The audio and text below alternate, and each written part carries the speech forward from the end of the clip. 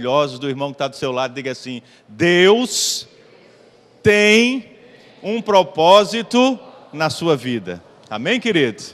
Deus tem esse propósito. Eu quero que você abra a palavra poderosa do nosso Senhor. Amém? No livro de 2 Reis, capítulo 7. 2 Reis, depois de 1 Reis, Antigo Testamento, capítulo 7, a partir do versículo 3. Os irmãos que forem achando, por favor, vão ficando de pé e vão glorificando o nome do Senhor aí com sua palavra poderosa. Se você está sem Bíblia, o irmão que está com, compartilha aí com o irmão que está sem, em nome de Jesus. 2 Reis, capítulo 7, versículo, a partir do versículo 3. Vamos ler todos, irmãos, em nome de Jesus. E diz assim a palavra do Senhor. 2 Reis 7, versículo 3. Havia 4 leprosos junto à porta da cidade. E eles disseram uns aos outros: por que ficar aqui esperando a morte? Se resolvermos entrar na cidade, morreremos de fome. Mas se ficarmos aqui, também morreremos de fome.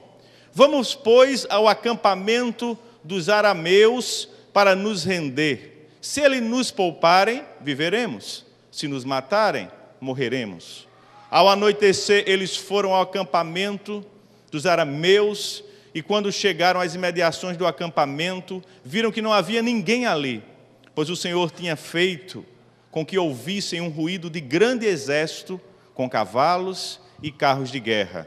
De modo que disseram uns aos outros: ouçam, o rei de Israel contratou os reis dos hititas e dos egípcios para nos atacarem. Então, para salvar sua vida, fugiram ao anoitecer, abandonando tendas, cavalos, jumentos e deixando o acampamento como estava. Tendo chegado às imediações do acampamento, os leprosos entraram numa das tendas, comeram e beberam, pegaram prata, ouro e roupas e saíram para esconder tudo. Depois voltaram, entraram noutra tenda, pegaram também as mesmas coisas. Então disseram uns aos outros: não estamos agindo certo. Este é um dia de boas notícias e não podemos ficar calados. Se esperarmos até o amanhecer, seremos castigados. Vamos imediatamente contar tudo no palácio do rei. Então foram, chamaram os sentinelas da porta da cidade, lhe contaram tudo que acontecera. Diga graças a Deus. Feche seus olhos agora em nome de Jesus. Senhor, diante da tua palavra, Pai, que é vida para as nossas vidas, nós te pedimos, Senhor, que ela fale aos nossos corações. Ó Deus, em nome de Jesus, que eu possa ser usado como um canal, um instrumento, que toda razão e sabedoria humana não prevaleça, mas que eu seja apenas, Senhor, o teu instrumento nesta noite, sobre cada vida, e que cada vida receba de ti aquilo, Senhor, que é da tua porção. E você diz agora, em nome de Jesus, eu me coloco cativo à vontade do Senhor Jesus Cristo. Minha vida, Senhor Jesus, está nas tuas mãos. Diga glória a Deus e sente, meu querido. Irmãos, nós vamos escutar num relato de 2 Reis que Samaria estava sitiada. Samaria estava sitiada pelo povo sírio. E a fome reinava naquela cidade. Diz-se que até era uma cabeça de jumento, se você for ler o texto todo, que era uma comida imunda, impura, era vendida a 5 vezes o valor que valia, de tanta fome que ali havia. Se cita também que as mulheres da fome que estavam sugeriram-se em fazer um acordo, a exercitarem um acordo, um contrato de canibalismo entre os seus filhos. Quando o rei passava, eles disseram: Senhor, rei, vamos fazer um contrato, ela mata o filho dela e eu como, e eu mato o meu e ela come. E o rei se indignou disso. Assim estava Samaria. Mas o que me chama a atenção, queridos, é que 4 homens que estavam à porta da cidade, porque eles eram párias, ou seja, cidadãos sem valor, cidadãos que não tinham nenhum reconhecimento. Por quê? Porque eram leprosos. Porque eles tinham uma doença que era a lepra. E eles com lepra não poderiam entrar na cidade, então eles ficaram fora. E aí veio algo na vida daqueles homens. Toque no seu irmão e diga: esta noite, querido, algo de Deus vai chegar sobre a sua vida em nome de Jesus. Amém? E o que aconteceu? Aqueles homens entenderam e disseram: olha, se nós estamos aqui, nós vamos morrer. Não há comida na cidade. Se é para morrer aqui na cidade de Samaria, às portas da cidade, então vamos fazer o seguinte: vamos até o arraial, não é, dos inimigos, e lá nós chegaremos. Se eles nos matarem, morremos. Mas se eles nos deixarem viver, viveremos. E eu quero começar essa palavra dizendo a você o seguinte: nós vencemos com fé. Diga para seu irmão: nós vencemos com fé, meu irmão. Balance a pessoa que está do lado de você e diga assim: nós vencemos com fé. Meu irmão, sem fé é impossível agradar a Deus. Você precisa entender isso. Há momentos que nós precisamos arriscar. Há momentos que a nossa fé precisa ser uma fé operante, não uma fé morta. Por quê, queridos? Aqueles homens estavam ali para morrer. Eu não sei qual é a sua situação. Nós estamos no mês da família, é o último domingo. Eu não sei como está a sua família, você que nos assiste em casa. Mas o que eu posso lhe dizer, qual tem sido a sua posição em relação às suas dificuldades? Porque aqueles homens podiam estar ali e dizer assim: vamos morrer aqui mesmo, vamos ficar e vamos morrer. A cidade toda vai morrer. Eles eram leprosos, eles já eram alguém sem esperanças, mas eles tomaram uma atitude em nome de Jesus, amém? Olhe nos olhos do seu irmão e diga: hoje é noite de você tomar atitude, meu irmão, na sua vida. Tome uma atitude, porque o nosso Deus é Deus do impossível. Ele realiza em nós tanto o que Ele quer, como realizar acima daquilo que nós pensamos. Então nós precisamos entender isso. E quando eu entendo que 4 homens párias, desprezados, mas com uma atitude de fé, e eram alguém proativos. Eles viram que algo ia acontecer, então eles decidiram tomar uma atitude. E Deus nos chama essa noite como povo de Deus, como família. O que nós temos feito? O que é que nós temos feito dentro das nossas casas, nas nossas famílias? O que é que nós temos feito para mudar a condição até então existente? Ou nós temos ficado como aqueles 4 homens na beira da porta esperando morrer? Mas chegou um ponto, diga para seu irmão: hoje é o ponto, meu irmão, que vai ficar em cima do i, e você vai tomar uma posição em nome de Jesus. Queridos, e quando é com a fé que vencemos, aqueles homens, eles tiveram essa fé de dizer assim: olha, vamos ver se nós fazemos alguma coisa, porque se nós não fizermos, nós vamos morrer. Então vamos arriscar, vamos crer em algo sobrenatural, vamos crer que lá no campo inimigo nós podemos conseguir algo. E eles saíram daquela prostração que ia vos levar à morte, e através da atitude deles, não foi só eles que foram abençoados. Foi ou não foi? Sim ou não? Não.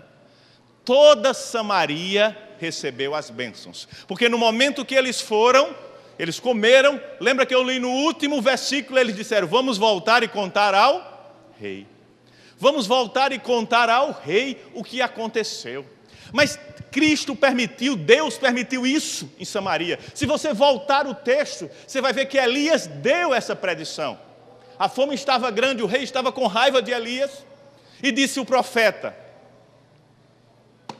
diga ao rei que vai se vender farinha a preço de banana, dizendo na linguagem popular, porque será tanto alimento que será dado a um valor baixo. Aí o mensageiro do rei, o capitão da porta da cidade, sorriu, zombou, e o profeta disse: tu verás, o que acontecerá, mas tu não viverás. E assim foi. Quando eles vieram e receberam levaram todos aqueles despojos do acampamento dos sírios, o povo saiu desesperado de fome da cidade, e o porteiro morreu pisado, porque não creu na palavra do homem de Deus. Então olhe para o seu irmão e diga: creia que a palavra esta noite é para a sua vida. Mas queridos, Quando eu falo para você de mudança, a mudança só é gerada em nós através de quê? Da fé. Porque sem fé, nós não conseguimos agradar a Deus. A Bíblia diz que a fé é a certeza das coisas que se esperam e a convicção dos fatos que você não vê. É você estar esperando aquilo, sabendo que é seu, mas você ainda não conseguiu ver com os olhos físicos, mas você já crê com os olhos espirituais. E eu gosto de um texto, eu quero que você abra Tiago capítulo 2, versículo 17, que ele fala acerca da fé. Tiago 2,17. Esse Tiago, queridos, é o irmão de Jesus. E ele diz o seguinte: assim também a fé, se não tiver obras, por si só, ela é o quê? Morta. Assim, a fé, se não tiver algo que ela se manifeste, ela morreu, ela não existe. Vocês estão entendendo? A fé, ela precisa ter obras. E no versículo 19, pula aí para o versículo 19, do mesmo capítulo, diz assim: crês tu que Deus é um só? Você crê que Deus é um só? Aí ele continua, a resposta diz: faze bem, porque até os demônios creem e tremem. Queridos, a provisão de Deus para nós está relacionada à nossa fé. Sem fé nós não podemos agradar a Deus. E quando o irmão de Jesus, Tiago, está falando, ele escreve sua carta sobre esse assunto, ele quer citar 2 tipos de fé. Quais são os 2 tipos de fé? A fé que opera em nós uma transformação e a fé que é morta. E eu pergunto a você nessa noite, qual é a sua fé? Mas pastor, eu não entendo que fé operante e que fé morta é essa. Você que nos assiste, para mim você pode dizer, olha, para mim fé é uma só. Existem 2 tipos de fé. E eu quero mostrar a você o que é a fé morta. A fé morta é a fé sem ações. É a fé sem obras. É a fé que não traz benefício algum para você, nem para ninguém. Mas explique mais, pastor. Vamos entender, queridos. Como a fé morta, Tiago está condenando aquele que aceita um fato sem permitir que esse influencie a sua vida. Quando você aceita algo, que isso não influencie a sua vida. E, infelizmente, nós temos visto muitas famílias que agem assim. Nada muda nas suas vidas e nas suas histórias, apesar de servirem a Deus. Diga misericórdia. Nada muda no seu contexto, apesar de você servir a Deus. Ei, preste atenção. O irmão de Jesus, Tiago, diz até assim: queridos, se você tem essa fé, esse tipo de fé, ele usa até o mesmo exemplo dos demônios. Até eles têm. Ele não disse no versículo 19: crê tu em Deus? Cremos. Não fazes nada demais, porque até os demônios fazem. Mas o que é que ele está nos dizendo? A fé dos demônios é meramente uma fé, queridos, de assentimento intelectual. Eles sabem da existência de Deus, tremem diante de Deus, mas nada muda nas suas vidas. Vocês entenderam? Muitas pessoas estão assim hoje no meio cristão, sabem da existência de Deus, creem em Deus, mas a sua vida continua do mesmo jeito. Aonde está a fé operante daquele que é o exemplo de fé, que é Jesus Cristo, que morreu por você para mudar a sua história, mudar a sua vida, mudar a sua condição? A fé só é operante, queridos, quando ela é validada na nossa vida através de uma mudança. Quando algo muda. Por isso que nós chamamos a conversão, a mudança de sentido na nossa vida. Acreditar que Deus existe. O Brasil é uma nação cristã. E o que é que tem mudado nesse país? Você tem dito assim: olha pastor, mas mudou muita coisa. Pouca, irmão, para a quantidade daqueles que se dizem cristãos. O que é que mudou? E eu faço um momento de introspecção com você esta noite. Pense, pare e diga assim: o que mudou na minha vida depois que eu conheci Jesus Cristo? O que mudou? O que foi que mudou verdadeiramente? O que é que eu tenho ainda das vestes do antigo homem? O que é que a fé operante falta exercer-se na minha vida? Ou eu estou com aquela fé morta? Ah, pastor, eu creio em Deus. Olha como eu escuto gente, eu creio em Deus, pastor. Eu digo, meu irmão, até os demônios creem e tremem, mas o que essa sua fé tem feito sobre a sua vida? Quando você está doente, você é alguém que glorifica ou murmura? Quando você está sem condição, você é alguém que glorifica ou que murmura? Aí nós vamos ver a fé operante, que é a certeza das coisas que se esperam e a convicção dos fatos que não se veem. É dizer assim, Senhor, eu não tenho hoje, mas eu sei que Tu és dono do ouro e da prata, e Tu vai mandar para mim, olha, um tesouro que eu nem imagino. Olha, Deus, eu estou sentindo dor hoje, mas Tu levaste na cruz do Calvário todas as minhas dores e minhas transgressões, e eu glorifico o Teu nome. Eu estava lendo, querido, a história hoje de Hudson Taylor, o grande homem de Deus, que invadiu a China com a sua coragem e a palavra poderosa de Deus. Você quer mudança na sua família, meu irmão? Você quer? Você quer ou não quer, igreja? Então faça a sua parte. Faça a sua parte. Fazer a sua parte é exercer sua fé. Em que, pastor? Em obras dentro da sua casa. Eu quero que as pessoas na minha casa orem. A fé tem sido operante na sua vida para você estar orando primeiro? Ah, pastor, eu quero que minha esposa me ame mais. Você tem amado ela primeiro? Porque a fé é operante. O que é que você tem feito para você receber isso de volta? Porque é dando no reino de Deus que se recebe. No reino físico, no reino material e no reino espiritual. Eu me dou ao Senhor, o Senhor derrama sobre mim. Chegai-vos a mim e eu chegarei a vós. Dai e dá-se-vos-á. Boa medida, recalcada, sacudida e transbordante. O que é que você tem feito essa fé ser operante dentro do seu lar? Ah, na igreja eu sou uma bênção. Ah, eu creio em Deus, pastor. E no primeiro conflito chega para mim ou chega para qualquer pessoa e diz assim, eu não aguento mais, quero me separar. Cadê a sua fé? Está passando um momento difícil financeiro. Ah, pastor, eu vou desistir de tudo. Deus me abandonou. Deus nunca abandona os seus, meu irmão. Aquele que enviou seu filho por amor de vós. Ia lhe abandonar de alguma forma? De jeito nenhum. Cadê a nossa fé operante? Para nós crermos no sobrenatural de Deus. Para nós crermos que esse Deus é o Deus que pode mudar toda a nossa história. E como eu disse a vocês, eu lia sobre o Hudson Taylor, que nasceu em 1832 e morreu em 1905, na Inglaterra, e foi para a China. Chegou primeiro a Xangai. Aquele homem, seu coração doía pelas almas perdidas. Com 21 anos de idade, ele saiu da Inglaterra, de Liverpool, pegou um barco, pensando que a viagem era de 40 dias, passou 5 meses dentro do mar. Que ele conta nas suas cartas particulares, quando eu vi a terra e botei os pés nelas depois de 5 meses de tempestades, eu agradeci a Deus por pisar na terra. Outro barco que vinha com eles, com 22 pessoas, 16 morreram, só sobrou 6, e o dele ninguém morreu nos 5 meses de viagem.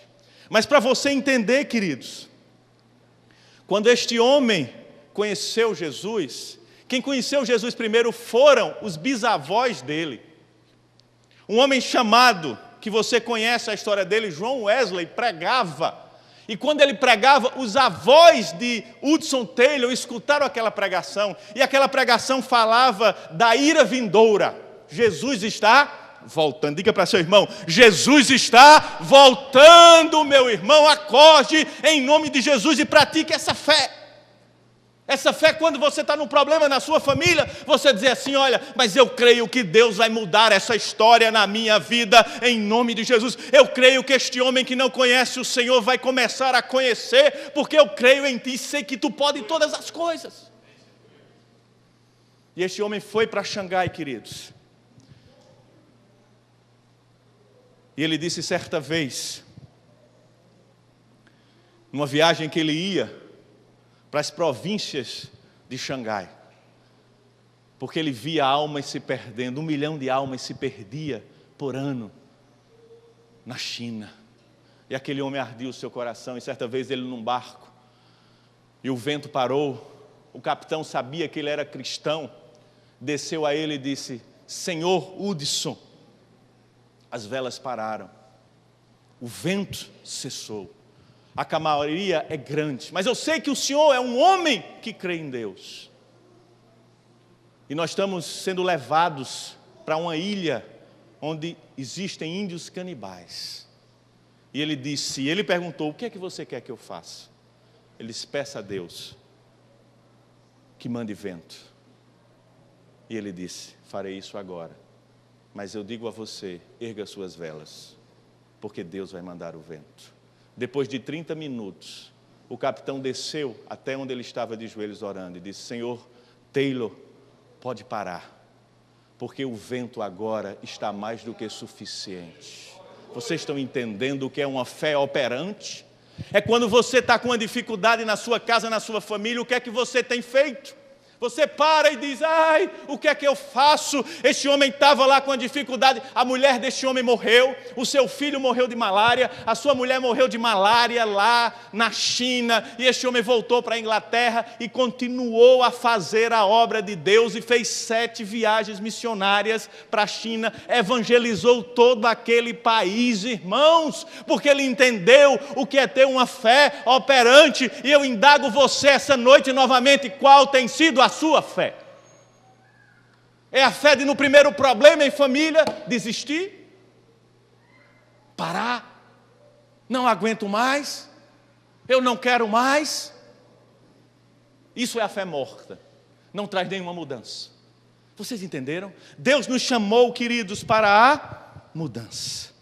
Aprenda, a fé funciona para quem funciona. Você entendeu com Deus? A fé funciona para você, para quem funciona com Deus. Se você funciona com o Senhor, a fé funciona para você. Se não, não adianta. Você precisa entender o que Deus tem para você. Se dizer, meus irmãos, muitas vezes nós não dizemos: ah, pastor, eu creio. Estou repetindo para você o texto. A Bíblia diz, Tiago 2:17 e 19, especificamente, quando o irmão de Jesus diz assim, olha, anote: até os demônios creem e tremem. Não adianta você dizer que crê. Você tem que viver a fé. Você tem que entender o que Deus tem para você. Você tem que compreender o que é essa fé que vai mover em você algo que opere na sua vida. Olha, eu me alegro tanto quando eu escuto alguém que diz: pastor, eu estou numa luta, pastor, mas eu sei que o meu Deus vai abrir a porta e vai mudar a situação. Passa um tempo, Deus faz. Isso chama-se o quê, irmãos? Fé operante. Operar. Nós temos vivido no mundo da acomodação. Sim ou não? Está com dor, toma um remédio. Está com fome? Hoje é o mundo dos obesos. Comida, na maioria do mundo, está em fartura. Algumas regiões específicas está em fome. Mas o mundo produz comida mais do que suficiente para que todos comam e sejam abastados. Qual o problema? A má distribuição. Mas vocês sabem que nós vivemos no mundo da obesidade. Hoje é um problema deste século. Sim ou não? É um problema. Tudo é comodidade. Eu não me levanto mais para nada. Ligo a televisão do controle, o ar-condicionado com controle, não é? Tudo que eu faço está com o controle na mão, olha, a comodidade. E Satanás foi gerando isso na nossa vida, nós nos acomodamos espiritualmente também. Então eu venho para a igreja, eu quero receber a minha bênção e ir para casa. Mas quando a minha fé precisa ser exercitada, aí é que eu vejo se verdadeiramente eu sou aqueles que apenas creem ou sou aqueles que vivem a palavra de Deus. Isso é o que eu quero que incomode a sua vida hoje. Você é aquele que apenas crê? Porque se eu perguntar que todos creem em Deus, todos vão dizer: eu creio, pastor. Eu creio. Mas quando eu vou muitas vezes conversar com alguns, eu vejo que a sua fé está morta. Aí você está dizendo: mas pastor, o senhor está dizendo que a gente não tem problema? De forma nenhuma, eu estou dizendo que nós temos problema. Mas quando nós temos problema em Cristo, irmão, com a fé operante, nós dizemos assim: pastor, eu estou numa luta, mas eu sei que vai ser tão grande a vitória, que eu vou testemunhar para a igreja e para o povo de Deus, que o meu Deus é um Deus que é presente e real e existe. E a minha fé é uma fé viva. Aí eu digo assim: esse é um servo. Porque pela prova você vai passar, sim ou não? Me diga o homem de Deus que não passou por prova na face dessa terra. Vai, me diga aí dos grandes. Até Jesus, irmão, foi provado. Até Jesus foi provado. E foi provado no deserto por quem? Com fome, com sede. E quem apareceu a ele? Quem foi? Diz o texto. Tu não és o filho de Deus? Olha, ele questionou a filiação do filho de Deus. Não é a minha e a sua, não. Quanto mais a minha e a sua. Se o próprio filho encarne na terra, o próprio Deus, que era Jesus Cristo, ele disse assim: ei, se tu és filho de Deus, pede pão, e os anjos enviarão, os anjos do teu pai chegarão e te fartarão. E o que foi que ele disse? Satanás, eu sou um homem que tem a fé operante, não só de pão vive o homem, mas de toda palavra que sai da boca de Deus. Vocês entenderam? Jesus estava no deserto para quê? Quem está no deserto 40 dias com fome, irmãos, deserto é lugar de sacrifício, é sol quente na cabeça, é pedras rasgando os pés, é aridez, é secura, não existe verde. Jesus estava numa provação. Provação faz parte da vida do cristão, sim ou não? Mas a grande notícia que eu tenho para você é que nós não vivemos na provação, nós passamos por ela. Diga para seu irmão: você vai passar, meu irmão, em nome de Jesus. Você que nos assiste, porque seu Deus é Deus grande. Agora olhe para ele e diga: cuidado. Amém? Diga: cuidado. Sabe por quê? Porque na provação, aí Satanás usa para vir a tentação. Jesus estava na prova. Quem foi ele tentá-lo? O tentador. Agora, a resposta de Jesus fez ele ter a vitória na prova ou fazia ele ter a derrota? Claro, ele era o Filho de Deus. Ele nos serviu de exemplo. Mas a Bíblia diz que todas as dores humanas e aflições humanas ele passou iguais a nós. Sim ou não? Tudo ele sofreu igual a nós. Ele sentiu tudo que nós sentimos. Eu acho lindo o reino de Deus, porque Jesus se equiparou a nós como homens. Ele diz a palavra, ele era homem como nós. Não é isso, irmãos? Homem como nós. Você não pode dizer: ah, ninguém nunca sentiu isso. Jesus sentiu. Ah, ele não sabe o que eu estou passando. Ele sabe, irmão. Por isso que a Bíblia diz que é o intercessor, o único intercessor entre nós. Quem é? Jesus. Por quê? Porque ele sabe o que passamos. Você está compreendendo a dimensão do reino do Espírito de Deus? Como Deus é perfeito? Ele diz: meu filho passou o que vocês passaram. Ele sabe o que vocês estão passando. Mas o que é que eu quero avisá-los, anoticiá-los esta noite? É que você precisa na provação não deixar se cair na tentação do inimigo. Porque Deus quer lhe abençoar e às vezes você está ali a um passo da cura, do milagre, da bênção. Aí Satanás diz: espera aí, eu vou aliviar agora. Satanás não cura, Satanás alivia, irmão. Você sabe aquele remédio que você toma que não serve de nada? Na indústria farmacêutica se chama de placebo, que é água com açúcar. Quando você vai fazer testes de equivalência de medicamentos, se faz assim: a um grupo A se dá um comprimido igual, nas mesmas dimensões, da mesma cor, com placebo. Água com açúcar, farinha. E ao outro grupo se dá um medicamento. Começa a se avaliar. E um grupo vai dizendo: olha, esse me fez bem nisso, naquilo, e o outro não me fez bem. O interessante é que 30% daqueles que tomam placebo diz assim: fiquei bom com o remédio. Fiquei bom com o remédio. Vocês estão entendendo? Porque creram naquilo. Olha como a fé é interessante. Creram naquilo. É só uma nuance para você entender como é a fé natural. A fé natural é assim: ah, eu estou tomando algo, vai me fazer bem. Mas a fé espiritual é diferente. Você não vai tomar nada. Você não vai ver nem a sua bênção. Mas você crê nela. Você começa a gerá-la. Você entendeu como Deus está mostrando? Você começa a gerá-la, dizer assim: olha, vai acontecer. Você se acorda pensando nisso. Você começa a ver isso. Você começa a sentir aquilo. Você começa, sabe, a gerar como uma gravidez. Como disse o doutor, o pastor, o grande homem de Deus, Paul Jung-Cho, ele diz assim: olha, a fé é como uma gravidez. Você está vendo o menino? Você vê a barriga crescendo. Mas você não vê o menino dentro, vê? Você não vê. A barriga está crescendo. E ela vai crescendo, você diz, olha, está nascendo. Mas eu não sei o que é que está dentro ainda, não sei se é menino ou se é menina, mas está gerando. Assim é a fé. E quando passa um tempo, ela vem, e vem a linda menina Jade. Amém, irmã Raquel? Vocês entenderam? É assim a fé, você não vai ver, mas você começa a sentir, você começa a almejar, você começa a criar no seu coração, você começa a dizer, Senhor, a minha fé é uma fé que opera em mim maravilhas. Olha, se eu mentia, eu não minto mais, porque a fé me faz saber que eu não posso mentir em Cristo Jesus. Olha, mas se a minha mulher está me tratando mal, mas eu começo a ver ela, Senhor, como a mulher mais delicada, a mulher mais fantástica, a mulher mais maravilhosa, e ela começa a se tornar uma mulher maravilhosa. E o meu marido não conhece a ti, Senhor, meu marido é duro, mas você começa a dar amor a ele, vê que ele é o homem melhor do mundo, e ele começa a se transformar, porque isso é fé, irmãos, amém? Olha para o seu irmão, diga, você precisa crer, meu irmão, em nome de Jesus. Aí eu lhe pergunto, até quando?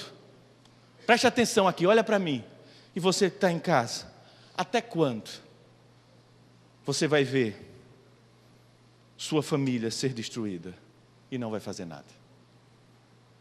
Até quando?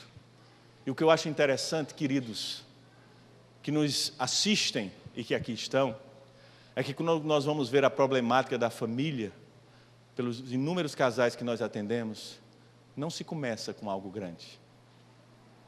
Se começa com coisas pequenas, que não vão sendo resolvidas, que a fé operante não começa a se exercitar na vida deles, isso vai gerando uma cascata, sabe? E vai destruindo. Eu vou citar o exemplo de um amado irmão, é como cupim. Você sabe como cupim age, né? Você vai vendo só aquele pozinho caindo, vez ou outra, e quando você vai pegar naquela madeira que era forte, dura, parece uma folha de papel, está toda corroída por dentro. E assim é a fé morta na vida dos casais. Porque a Bíblia diz o que é o homem? Maridos, amai vossas mulheres, como Cristo amou a igreja e se entregou por ela. Homens, o que é que vocês devem fazer? Honrai as vossas mulheres e amai-vas como vaso mais frágil, que precisa de mais cuidado. Cuidado. As irmãs que estão aqui, as mulheres que estão aqui, quem é a mulher que não gosta de ser cuidada? Se tiver alguma, levante a mão. Não gosta de ser cuidada. Quem é a mulher que não gosta de ser protegida pelo seu marido? Vamos dizer no termo espiritual, encoberta, guardada, não é? Ali, olha, protegida. Essa é a sua função. É você dar a vida por ela. E ela será a mulher sábia que edifica a casa sobre a rocha. Rocha. Você entendeu, irmão? A rocha quer dizer, vem a tempestade, vem. É a casa, é o exemplo da parábola que o Senhor disse. A casa sobre a rocha e a casa sobre a areia. A tempestade vem para as duas, sim ou não? Mas aquela que está sobre a rocha, quando a tempestade vem, ela está firme. O que é a tempestade? Vamos parafrasear para nós. A tempestade é o quê? A provação, irmão. Não é tempestade física. A casa não é física, a casa é espiritual. A tempestade é a prova, a luta. Mas você está sobre a rocha. E aquele que está sobre a areia, que é aquele que tem a fé morta, olha, no primeira chuva, irmãozinho, casa sobre a areia, na primeira chuva que não tem um alicerce forte, tem mancha. Já botou água na areia, faz assim. E a minha grande questão essa noite com você é, até quando você vai deixar a sua família ser destruída e não vai fazer nada a respeito? Pode dizer, não, pastor, mas eu não faço nada. E quando você é grosseiro com sua esposa, você está fazendo algo que é contrário à palavra. Quando você não a trata bem, quando você mente, você está indo contra a palavra. Quando você age de forma que não agrada a Deus, diante dos seus filhos com ela, você está ferindo a palavra, não é a ela. Porque ela é o vaso mais frágil. Ela é aquela que você deve dar a vida por ela. Vocês são um só, irmãos. A Bíblia diz que depois que nós nos casamos em Cristo, nós somos um. E eu acho tão interessante como Deus age, que certo dia eu atendi uma pessoa, estava passando os problemas, e ele disse assim, olha, pastor, ele não se mostrava ainda um cristão totalmente entregue às mãos do Senhor. Mas ele disse uma coisa que eu achei interessantíssima. Ele disse assim, eu não posso me separar dela. Eu disse, por quê? Porque eu fiz uma aliança no altar de Deus. E eu disse, meu Deus, como é que este homem está dizendo isso? Enquanto muitos que estão numa situação que aparentam muito mais espirituais, chegam para mim para dizer, eu não aguento mais, vou me separar. Diga, misericórdia, irmão. Seja esse homem corajoso e essa mulher que tem essa fé que opera em vós, senão não tem nada de valor na sua vida. Se você não é alguém que crê que Deus pode mudar um homem, Deus pode mudar uma mulher, você está crendo em quê? Como é que você vai crer que Deus vai lhe ressuscitar e você vai morar em cidades celestiais, onde Ele vos preparou morada? Se você não crê que Deus pode mudar a sua mulher, que Deus pode mudar o seu marido, que Deus pode mudar o seu filho, o que é que para Deus é impossível, irmãos? Comece a ler mais os heróis da fé, que você vai ver homens que moveram o mundo e Deus os honrou pela sua fé. Pela sua fé operante. Precisamos entender. Nós falamos hoje de evangelizar, mas você vê esses homens, naquela época não tinha carro, não tinha avião, irmãos. As viagens missionárias eram de cavalos, eram de charretes. Olha, eram viagens duras. E homens como Hudson Taylor, Finney, Moody e tantos outros evangelizaram a Europa de cavalo, África, Europa, Estados Unidos. E nós, numa condição menor de evangelização, vamos ilustrar assim que é a nossa casa. Com 4 ou 5 ou 3 pessoas. Quando e como nós demonstramos a nossa fé operante? Fé operante não é quando você está com dinheiro no bolso. Não é quando você está bem de saúde. Não precisa pedir nada, está tudo bem. Não é quando você está com condição boa, está tudo tranquilo. Meus filhos são uma bênção. Fé operante é quando você está na prova. Mas a prova é o preparo de Deus, a universidade de Deus para lhe dar a vitória para chegar na terra prometida. Amém, igreja? Posso ouvir um glória a Deus dos irmãos? É a universidade que o Senhor prepara para você chegar à terra prometida. Mas o Senhor quer ver o seu coração. O seu coração. Quanto e muitas vezes temos desistido fácil. Fácil. Temos entregado a nossa família, e eu pergunto novamente a você, até quando você vai ver a sua família ser destruída? Pastor, mas não é o álcool, eu não estou falando só do álcool. Pastor, mas eu não fumo, eu não estou falando do fumo. Alguns têm a família destruída porque dão ao trabalho mais valor do que a própria família. Sim ou não? Tem pessoas que são escravas do trabalho. Não tem tempo para a sua casa. Quanto nós escutamos mulheres que dizem assim, pastor, ele não tem tempo para mim. Ele não tem tempo para os filhos. Até quando você vai ver a sua família, querido? Eu quero que você fique de pé agora, em nome de Jesus. Pense nisso. Pense nisso agora. Em nome de Jesus. Feche seus olhos, no seu lugar. E veja como é que está a sua casa. Esse mês nós estamos encerrando o culto da família. E eu quero que você pare agora. Reflita. E veja como está a sua fé. Como está a sua fé? Como está a sua fé? Eu lhe expliquei o que é fé operante e o que é fé morta. E eu estou lhe perguntando esta noite.